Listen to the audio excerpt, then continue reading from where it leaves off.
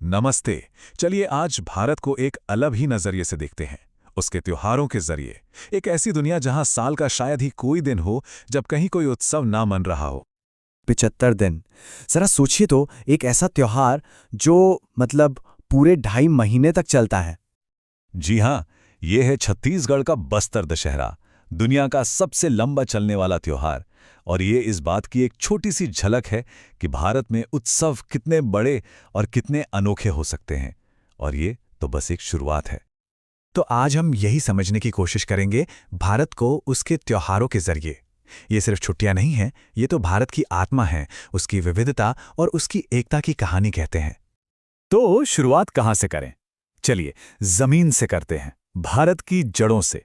भारत एक कृषि प्रधान देश है ना? तो ये कोई हैरानी की बात नहीं कि यहाँ के कई सबसे बड़े त्योहार जमीन और फसल की कटाई से जुड़े हुए हैं। देखिए, फसल उत्सव का मतलब सिर्फ जश्न मनाना नहीं है। ये असल में प्रकृति को, जमीन को शुक्रिया कहने का एक तरीका है। ये त्योहार किसानों की जिंदगी और जमीन से उनके गहरे रिश्ते को दिखाते हैं। और इसमें भी विविधता देखिए। एक तरफ पंजाब है जहां बैसाखी पर ढोल की थाप पर भांगड़ा होता है, तो दूसरी तरफ तमिलनाडु में पोंगल के साथ सूरज का धन्यवाद किया जाता है। और उधर असम में बोहाग बिहू एक नए खेती के साल की शुरुआत है।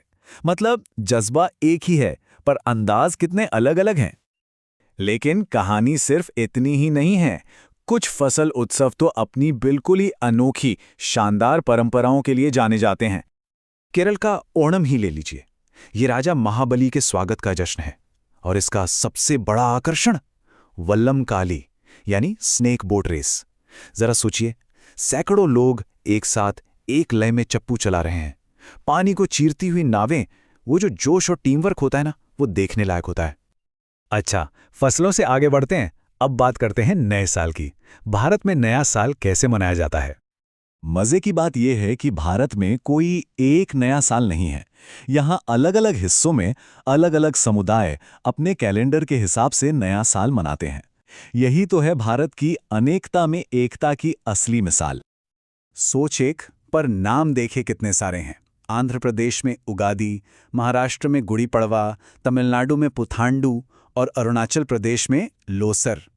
हर नाम के पीछे अपनी एक कहानी है, अपनी रीति रिवाज हैं, पर सबके दिल में एक ही उम्मीद है, एक अच्छी नई शुरुआत की।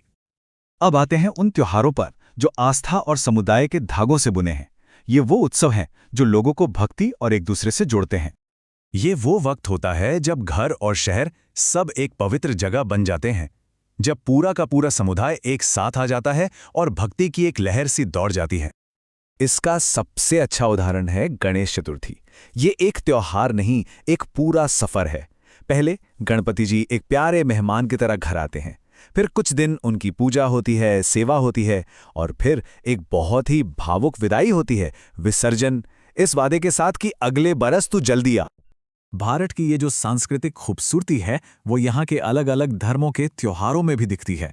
ईद उल फितर रमज़ान के बाद मिठास और खुशियां लेकर आता है, तो वहीं ईद उल अज़हा हमें त्याग और बलिदान की भावना सिखाता है। और दोनों ही त्योहारों का सबसे बड़ा संदेश है भाईचारा और मिल बांट कर रहना। ये जो लाइन है ना, ये हॉर्नबिल महोत्सव के बारे में सब कुछ कह देती है। ये सिर्फ एक मेला नहीं है, ये अपनी संस्कृति, अपनी जड़ों को बचाने और जिंदा रखने का एक जरिया है। और हाँ, ये भी जरूरी है कि हर त्योहार धार्मिक ही हो, ऐसा नहीं है। नागालैंड का हॉर्नबिल फेस्टिवल इसका सबसे बड़ा सबूत है। ये एक ऐसा मंच है जहां नागालैंड की सारी जनजातियां एक साथ आती हैं और अपना संगीत, अपना डांस, अपनी कला, सब कुछ दुनिया के सामने रखती हैं। तो हमने फसल के जश्न देखे, नए साल का आगाज देखा, आस्था और समुदाय के रंग भी देखे। अब इन सब धागों को जोड़कर देखते हैं कि ये तस्वीर हमें भारत के बारे में क्या बताती है।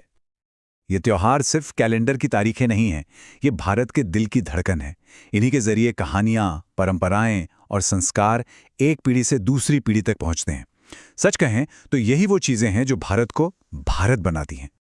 और आखिर में एक सवाल, हम सब जो त्योहार मनाते हैं, चाहे वो दिवाली का दिया हो, ईद की सेवैयां हो या बैसाखी का भांगड़ा, ये जश्न हमारी पहचान को कैसे बनाते हैं, हमें कैसे गढ़ते हैं? कभी इस पर सोचिएगा जरूर।